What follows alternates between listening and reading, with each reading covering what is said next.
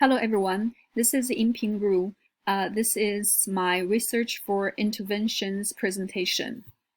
First, let me introduce you to my case study student Garrett. Garrett is a 13 years old boy. He currently attends 8th grade at Seminole Middle School. He lives with his single mother and a sister. He loves outdoor activities such as swimming, camping, and hiking. He's an active member of the school swimming team. Red is his favorite color, and he's fond of chicken and rice. His favorite subject in school is biology. He thinks biology class is fun. His teacher always brings them to the school waterfront to catch sea life and bring them back to the classroom study. This class is really relaxing for him. It doesn't require him to read a lot. In the second slide, we're going to look at the 5 major components of reading. They are phonemic awareness, phonics, fluency, vocabulary, and comprehension. In the next 2 slides, we're going to take a closer look at how Garrett did in these 5 areas. So as you can see from the assessment, Garrett has no problem with rhyming and identifying beginning sounds, but sometimes he makes mistakes when identifying middle and ending sounds or substituting middle sounds. He has difficulties with inflected endings, suffixes, and base or root words. He can identify sounds in words but mix up long and short vowel sounds. He's able to read 78 words per minute. While he's reading, he focused on sounding out and saying words correctly, so he couldn't read with much expression. Garrett understands most of what is said or read aloud to him, but he has a little more difficulty with his speaking, reading, and writing vocabulary. He tends to use the same words over and over because he doesn't know or can't think of another word to use. And we can see that he only got a 4 out of 10 from the vocabulary assessment. His reading is very choppy and robot-like, which makes more difficult for him to grasp what he has read and put it all together to make sense of a story and a text. I'm going to provide interventions to focus on improving his fluency. Because fluency is an important reading skill that is crucial in the understanding of the text.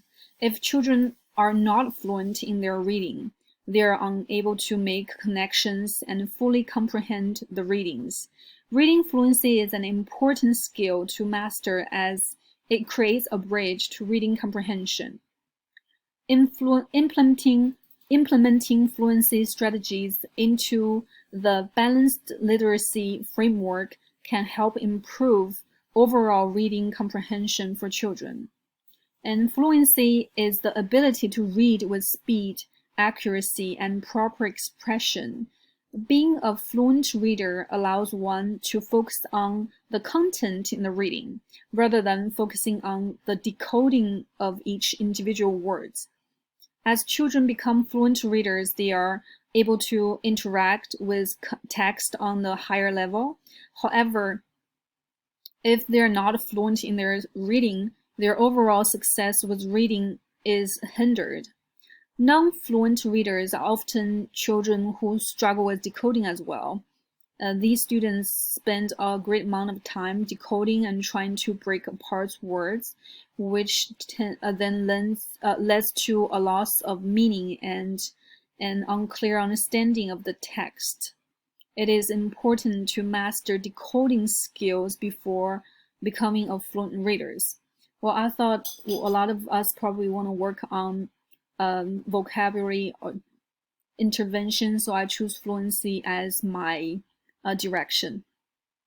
So the first intervention is teaching readers theater. To implement this intervention, first, the teacher selects a high-interest text, such as a play, a poetry, or even song lyrics. The next, the student practice reading the text informally, determine how they want to incorporate prosody and how they wish to perform the text.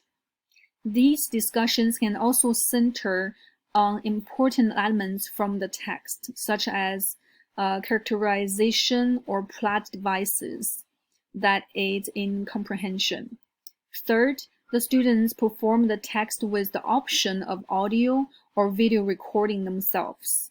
Finally, the student debrief individually, together, or with the teacher to assess their reading fluency, their interpretation of the text, and what they might reverse if they redo the activity.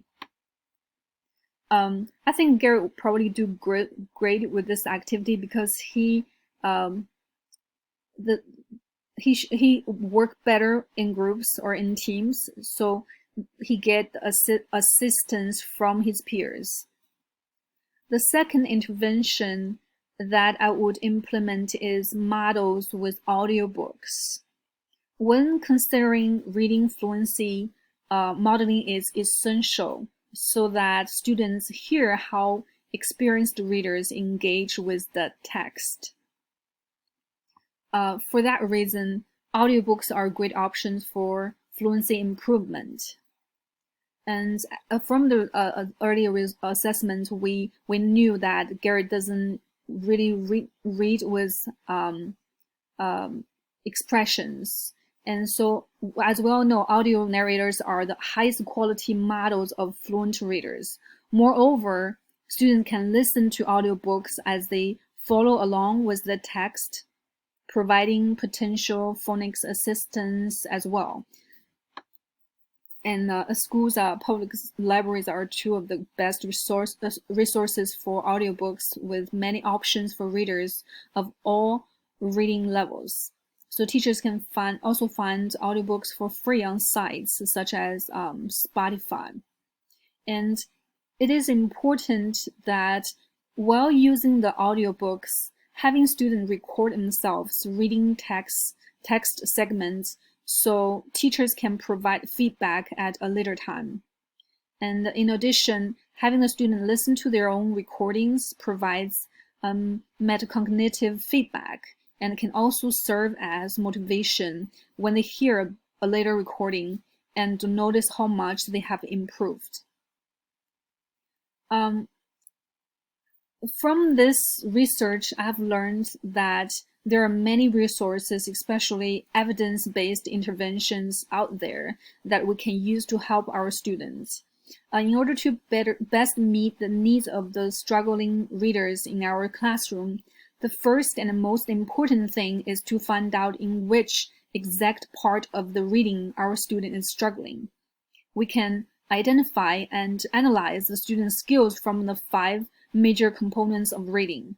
And as soon as we figure out the skills the student is lacking, we can personalize the student learning path and offer the right level of scaffolding to help them become successful readers. Here's my presentation, and I hope you enjoyed it. Thank you.